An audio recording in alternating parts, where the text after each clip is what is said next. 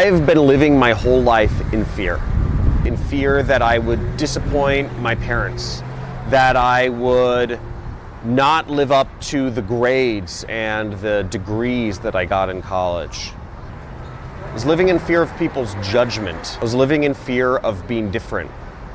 But once I started realizing that all the power is within myself, that anything I want in life, I don't need to worry about others judging my self-worth. The only person that can judge where I want to go in life and my own personal self-worth is myself.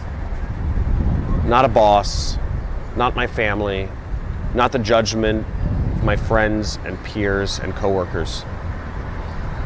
And once I overcame that fear, I realized that I was limitless and I was able to do anything I wanted to do. Everybody doubts themselves, everybody second guesses themselves, and I doubted myself and I second guessed myself just as much as any other person. But I'd say the difference is no matter what, I knew that I needed to be moving out of my current situation. I went to an event. At that event, I had an epiphany. I created a new vision of myself. And what happened is every day I went to work after that event. Every day I went to work, I felt like I was living an alternative life. Because in my mind, I already had a new vision for myself already created. And that new vision of myself was that I was free. So every day I went into work, I felt in limbo and I didn't feel like I belonged there. I don't know if you've ever felt like you don't belong somewhere, but for me, that was every single day. That kept me focused, because if you're somewhere where you don't feel you belong, if you're in a situation where you don't feel is correct for you, if you feel a sense of unease with what you're doing or who you're surrounded by, if you feel incongruent with yourself, you work very hard to move out of that situation. It's like if you're wearing a piece of clothing that's not you. You feel awkward and you feel like people are looking at you awkward and you feel like you don't belong in that shirt or that jacket and you feel that need to get it off. That's what I felt. That's what I felt every day I went to work. It was incredibly uncomfortable. It wasn't just a momentary feeling. It was pervasive. There wasn't really an option. I started noticing that my doubts and my second guessing were my brain playing tricks on me. And I stopped taking them seriously. I realized that my own doubts and that my second guesses were not my own. That those doubts that bubbled up in my brain, those second guesses about my direction, those were actually what society wanted me to think. And I realized those thoughts were not my own. Those thoughts were society's trying to claw me back into the safety net of that structured corporate world that we've been educated on for our entire lives. And once I realized that those doubts were not my own, but they had been educated into my brain by my friends, by my family, by my teachers, I started realizing that I had to move beyond them. And I did. Doubt used to cause me to hold myself back in life and in business. Fears of others' judgments, the judgments of my family, my friends, people I wanted to impress, used to hold me back from living the life that I truly deserve. Now, once I learned to control those doubts, once I learned to control those fears of judgments from others, I was able to live a life that I truly enjoy. And being able to control your fears and your doubts of judgments of others and society will set you free. In just a second, I'll tell you my story of how I've been able to overcome doubts and the striving to be of perfection in my own self to create a business that makes me millions of dollars per year and living a life that I truly love. So when I first decided that I wanted to quit my job, it was out of anger, right? And it wasn't from like a centered place. I realized I was at a crossroads in my life. And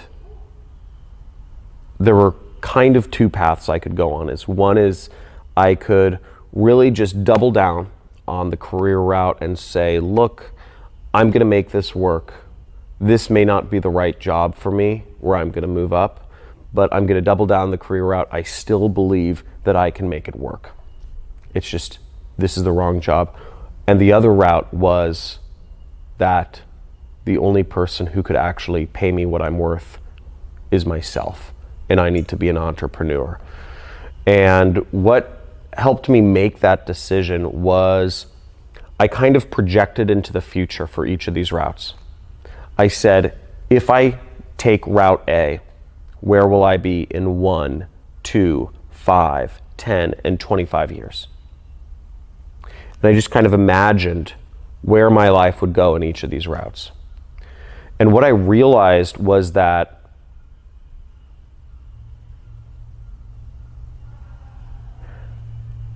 if I took route A and I allowed others to determine my own worth for the rest of my life, that I would never accomplish my dreams, I'd never accomplish my goals, I'd never be given the freedom to experience life in the way I wanted to experience, and I'd be constricted to living and working and even dating and marrying people who were convenient but not actually people I truly connected with on a heart or soul level. I cried thinking about this going down route A, which was working a job for the rest of my life, because I realized that it was so easy, that this was such a realistic scenario for me to actually do.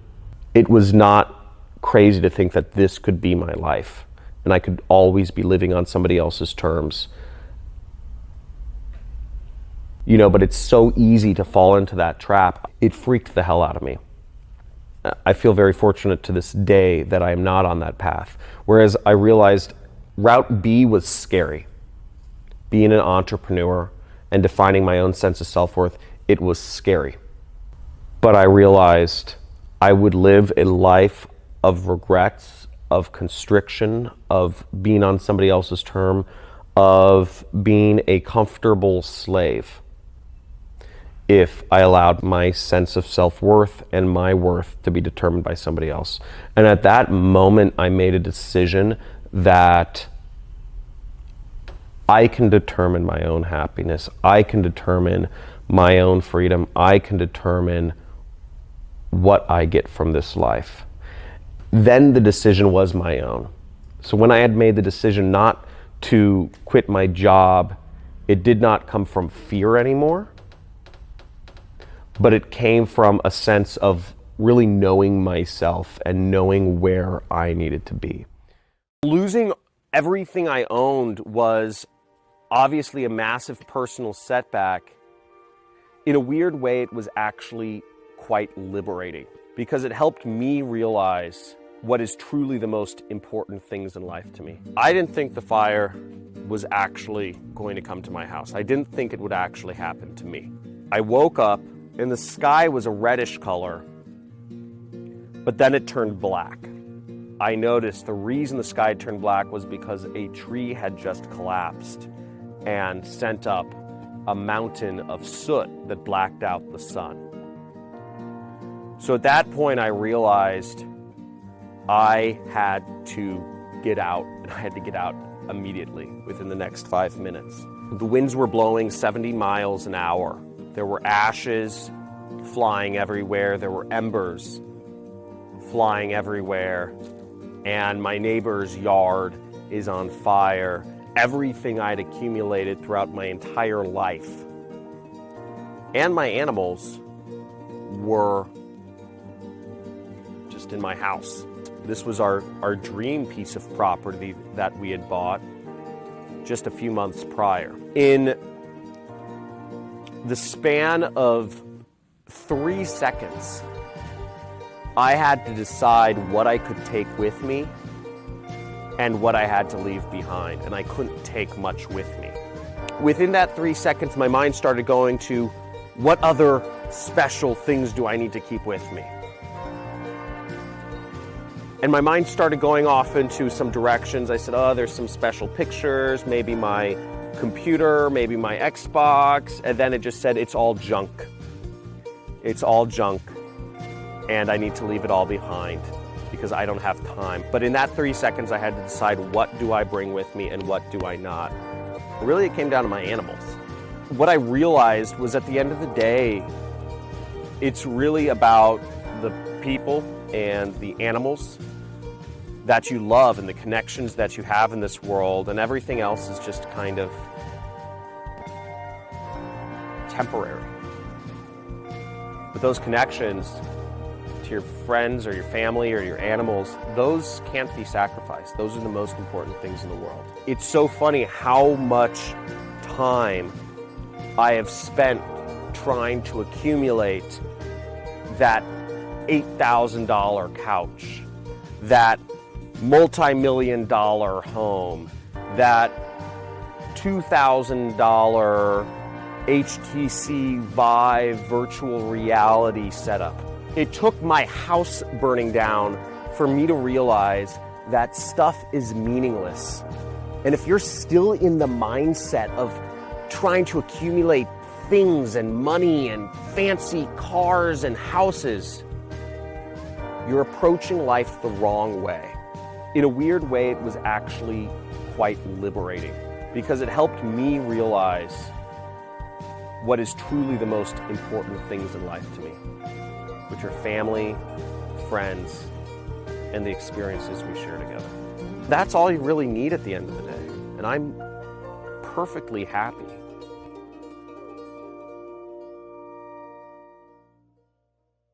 Have you ever been trapped at your desk or your office or your home, hoping, wishing for that 2 weeks a year of vacation time?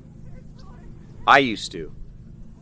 But I've been able to make the transition from working a corporate job to working for myself from anywhere and being able to make millions of dollars per year doing that.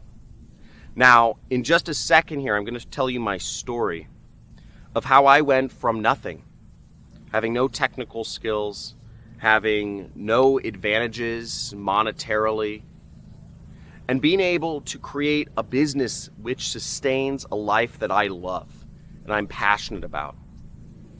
A life where every day is a vacation. Every day I wake up to this view. This is my backyard. I live in Malibu, California, and I've been fortunate enough to learn the mindset that it takes to be successful. I believe anyone can create freedom for themselves and live the life they truly dream about. To be the true version of myself, I had to live a life that was not what society had pre-planned for me. So what I attribute most to my success is that in my travels around the world, I realized that I was living an arbitrary life. I realized that if I wasn't setting my own goal for where I wanted to go in life, that the world was going to set one for me, and the path that I would be on would not be my own. Now, I've always been a rebel. I've always wanted to do things my own way. When I realized that I was not living my own life, but I was living the life that society wanted for me, that society arbitrarily told me that I should be living, it made me angry inside. It made me furious when I realized I was following a path that was just going to lead me to being another number in the system. And from working the corporate world, I also came to the conclusion that there are doors that are closed to you. The corporate world is not set up for you to be the most successful version of yourself that you can possibly be. So when I started realizing that I needed to set my own goals and I needed to define life for myself, that's when I started moving forward in life. So I'd say in a sense it came out of anger that I was not living my own life, that I was living what society wanted for me. That drove me forward to try to be a truer version of myself. I'm kind of embarrassed to admit, but it took me about 4 years to start working for myself. I'd been trying since 2009 to start my own business, and I started a number of businesses and make some money in fits and spurts. Some businesses worked out, some businesses didn't. Some businesses made me money for a few months and then they would just stop working for various reasons. I started probably about a dozen different businesses during those 4 years, but I could never get anything that was consistent. And it wasn't until 2012, August, that I quit my job and I started working for myself full time. And I've never gone back since then. The biggest mistake I see entrepreneurs making is believing they need to do things perfectly, but instead not doing anything at all. I believe people feel this need to be perfect because of society's judgment. There's so much judgment in the world. There's so much judgment on people to start a business and immediately be successful. There's so much judgment from society of people looking at your Instagram photos. There's so much judgment from society in all aspects of our lives. What I realized was that society's judgment was not me being myself. It was me trying to placate all these different groups of people. And it can get mind-numbing when you're trying to advertise something on Facebook, but you have to think about, what will your family think? What will your extended family think of that post you do? What will your friends think of you trying to sell a product on Facebook? What will other people that don't know you personally, but you'd hope to impress, think of this post you'd put on Facebook, or this image you put on Instagram, or of this video you put on YouTube? And juggling all these different groups whose judgment I was worried about, it just felt like a 1,000-pound rock in my chest. But what I realized was that those thoughts weren't my own. They'd been implanted in me. And those judgments were not even their own. Those judgments that you can't have a tattoo, you can't have a nose ring, you can't put out a video on YouTube selling a product, you can't put up a website selling, some random stuff. I realized that that fear of judgment was not my own thoughts. They were somebody else's thoughts. And that those thoughts of those other people were somebody else's thoughts before them. They'd been implanted in their brains.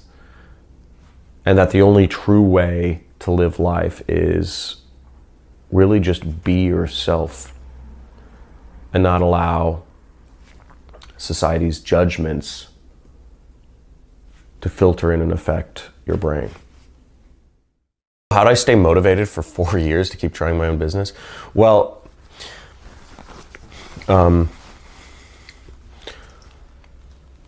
One of my favorite books is The Alchemist, and in The Alchemist they call it beginner's luck. And I'd say in the beginning there was a few businesses I started.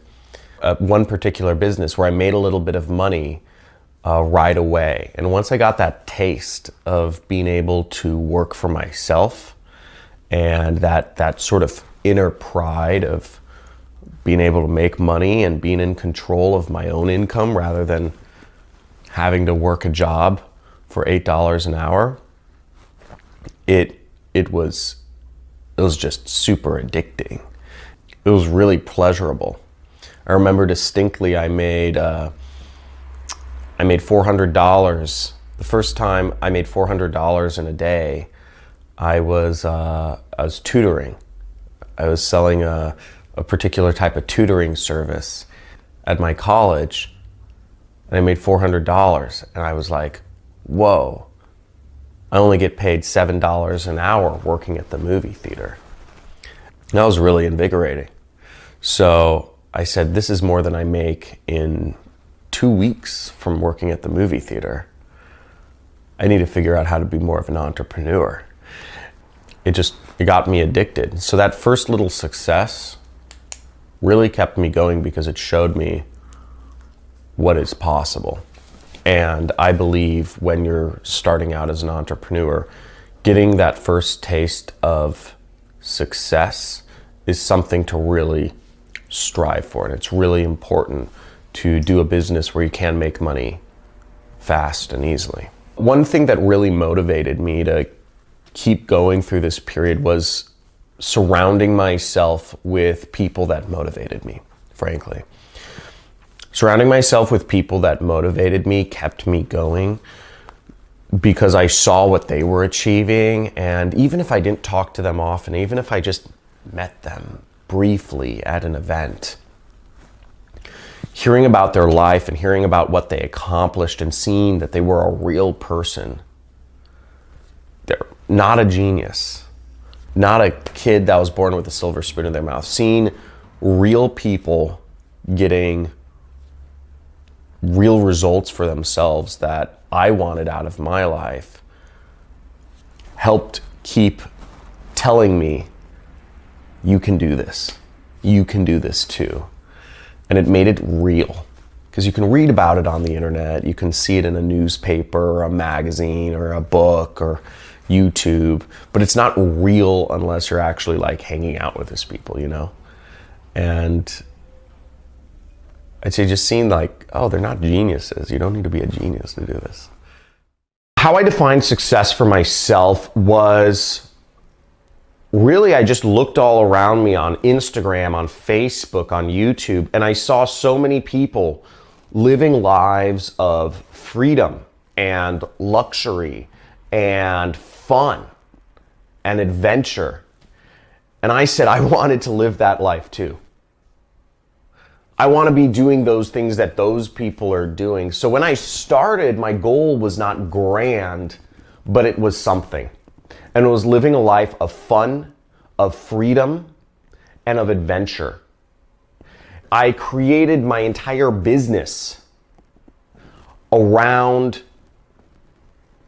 an internet business that would allow me to have freedom and control over my own time, and freedom and control over where I was or my location. Society does not want to give you control over your own time, over your own location. Society and the corporate world wants you to be a slave. The corporate world, the capitalistic system wants to control you, just as it wanted to control me. And when I realized that I was not living my own life, I was furious. Because I'm not a slave. I'm not beholden to anybody. And that fury drove me to carve out a life for myself and to ultimately create my internet business to allow me to do anything that I wanted with utter freedom. And that freedom has opened so many doors for me in life to create relationships and to experience the world and to build new skills. It's been unbelievable. And where I'm at now compared to where I was 5 years ago is night and day.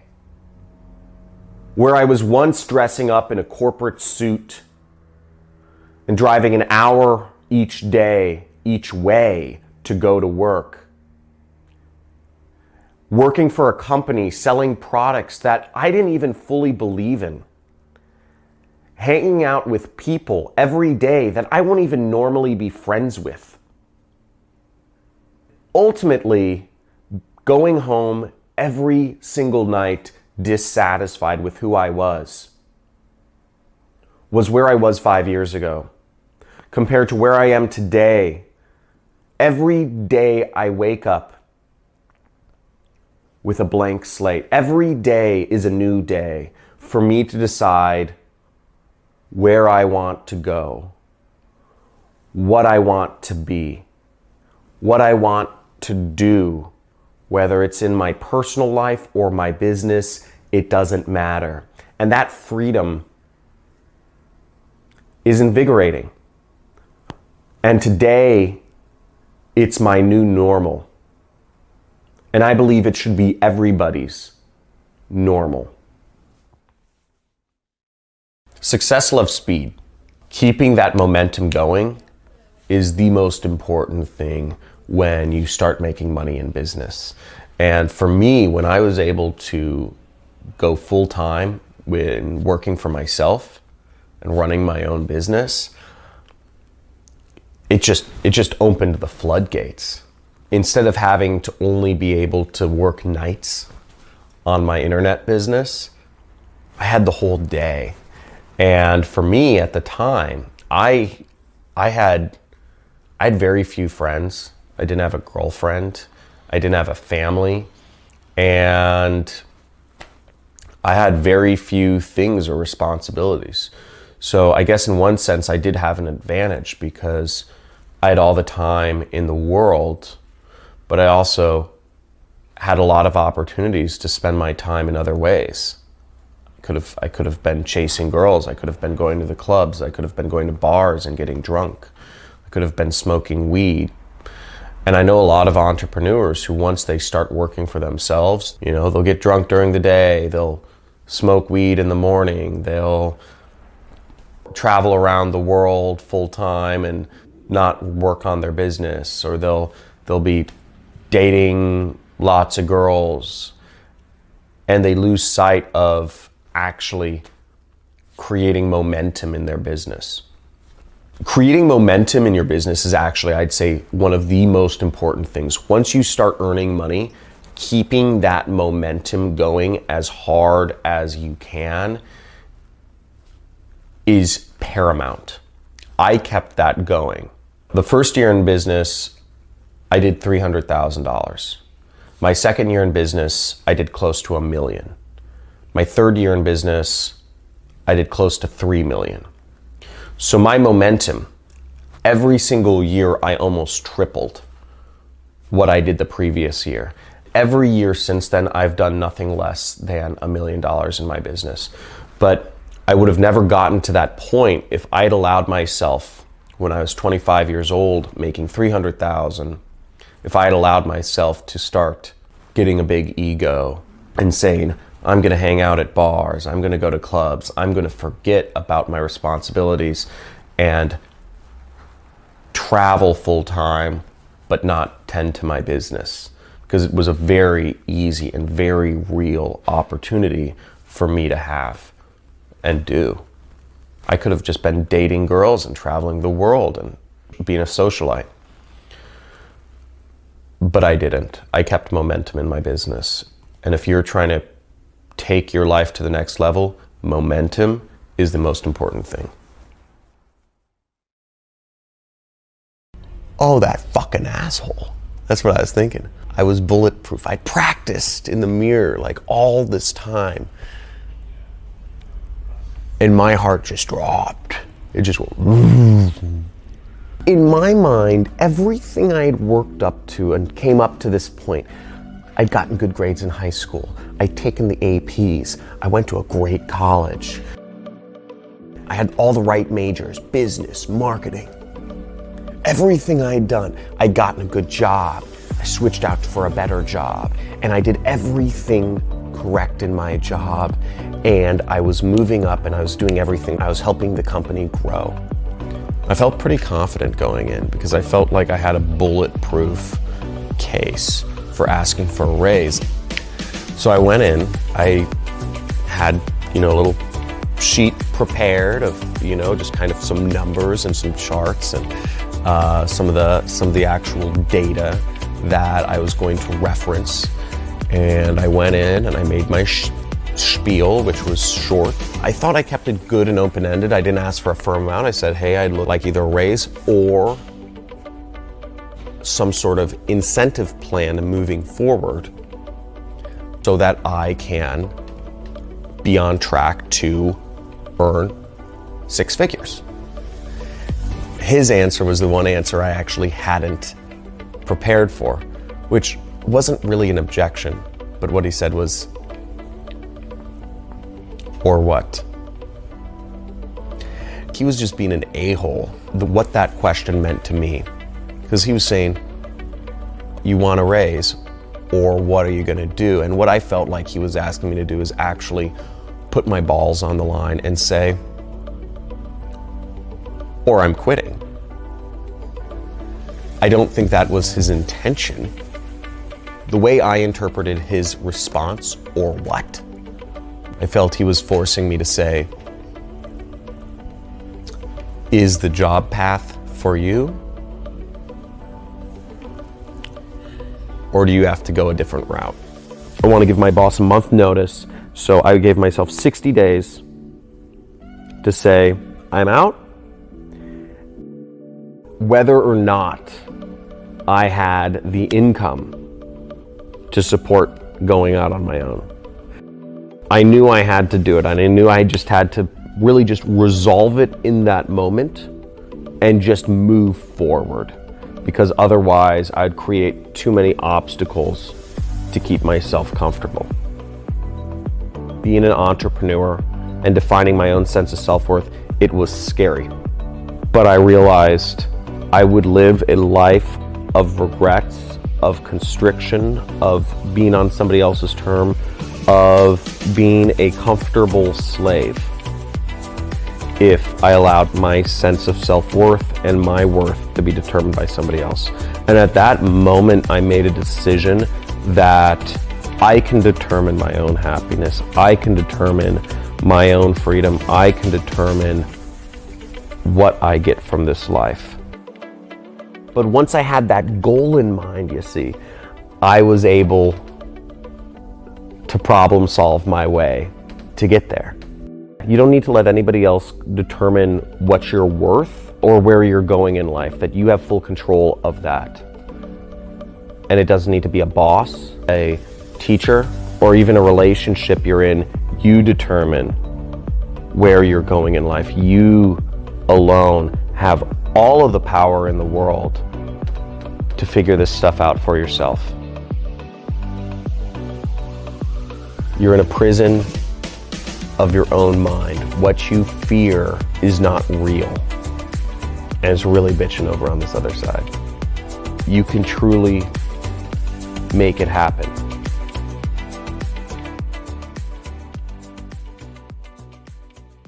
No money has to come out of your pocket for ad spend or nothing. He shows you the true and legit way to start your marketing campaigns with no money. Hi there, my name is Phil Carrick from Northern Ireland, and I just want to give a big shout out to John Crestani. What John does is he walks you through a step-by-step process, really from A to Z. Hi, my name is Demetrius. I basically started using his tactics yesterday and already started seeing results. After going through the program, I made my first commissions basically yesterday. John Crestani, thank you so much for access to your program. It is powerful, and I hope your students and people actually get in, and they'll see, they'll be able to understand what I'm talking about. Okay, so thank you again, and I appreciate everything that you put out.